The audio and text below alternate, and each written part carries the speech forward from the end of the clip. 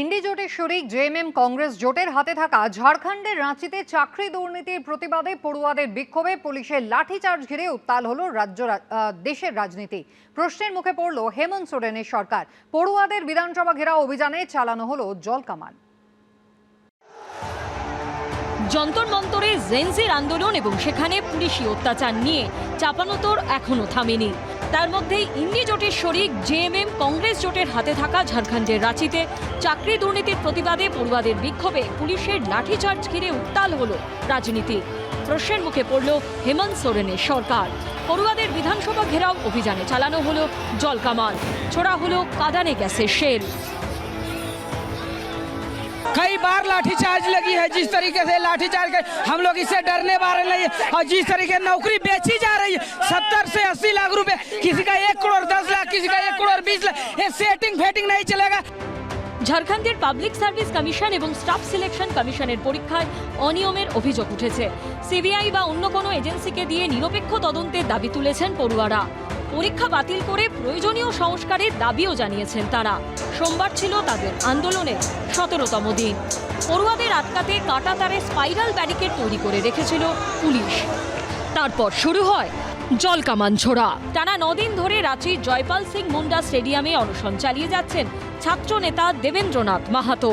অ্যাম্বুলেন্সে চাপিয়ে এদিন ঝাড়খণ্ডের পুরনো বিধানসভা অবধি তাকে নিয়ে যাওয়া হয়। अगर ये सरकार ये आवाज को नहीं मानती है तो ये सरकार को पूरे विश्व स्तर पे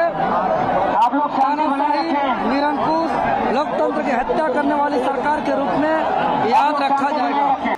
ঝাড়খণ্ডে ক্ষমতায় রয়েছে ইন্ডি জোটের শরিক ঝাড়খণ্ড মুক্তি মোর্চা এবং কংগ্রেসের জোট। সেখানকার এই আন্দোলনের পাশে দাঁড়িয়েছে বিজেপি।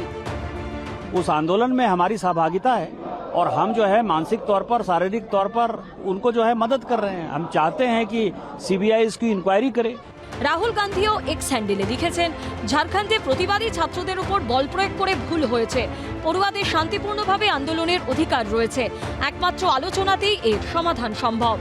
ঝাড়খণ্ড সরকারের উচিত তাদের কথা শুনে বিষয়টা সুরাহা করা। हमारी सरकार ने कोई कठोर कदम नहीं उठाई। बच्चे थे और बच्चों को हम लोगों ने पानी का फुवारा फेंका, लेकिन बहुत बड़ी घटना घटते घटते बच गई, इसलिए कि उसी पीसफुल आंदोलन में भारतीय जनता पार्टी के कुछ असामाजिक तत्व जिसने बच्चों के आंदोलन को तोड़ने का प्रयास किया। उन्होंने धक्का देकर जो है दोबारा से पुलिस फोर्स को, आप देख पाएंगे कुछ जगह उन्होंने पत्थर भी फेंके हैं पुलिस फोर्स के ऊपर। ঝাড়খণ্ড পাবলিক সার্ভিস কমিশনের প্রাক্তন চেয়ারপারসনকে গ্রেপ্তার করা হয়েছে। এবিপি আনন্দ। পূর্ব বর্ধমানের মন্তেশ্বরে বিজেপির গোষ্ঠীদ্বন্দ্বের অভিযোগ উঠল। প্রকাশ্যে এলো স্থানীয় বিজেপি বিধায়কের সঙ্গে যুব মোর্চা নেতার গোষ্ঠীদ্বন্দ্ব।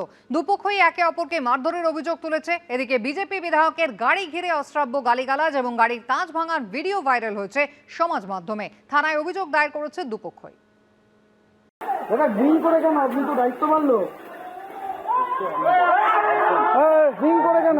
পূর্ব বর্ধমানের মন্তেশ্বরের সামনে এলো বিজেপির বিধায়ক সৈকত মাজা এবং বিজেপির যুব মোর্চার নেতা রায়ের গোষ্ঠীর দ্বন্দ্ব।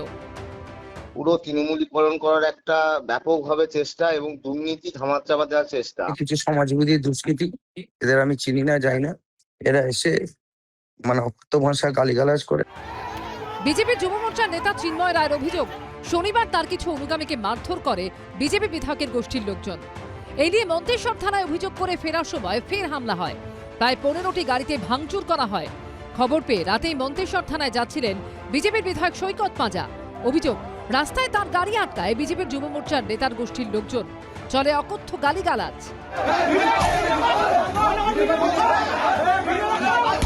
এমনকি বিধায়কের গাড়ির কাঁচও ভেঙে দেওয়া হয়।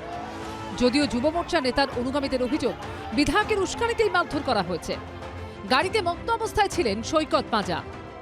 এই যে মন্তেশ্বর থানার, ঠিক আছে, এমএলএ সৈকত মাজা এখানে মারপিট লাগিয়ে তিনি এখানে আড়ালে দাঁড়িয়ে আছেন। এটা ড্রিঙ্ক করে কেন? আপনি তো দায়িত্ব মানলো। ড্রিঙ্ক করে কেন? আপনার থাকা অবস্থায় গাড়িগুলো ভাঙলো কি করে?